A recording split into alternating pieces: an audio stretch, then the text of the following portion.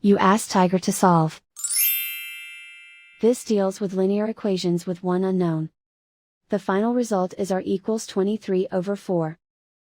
Let's solve it step by step. Simplify the expression. Multiply the coefficients. Isolate the r. Divide both sides by -24.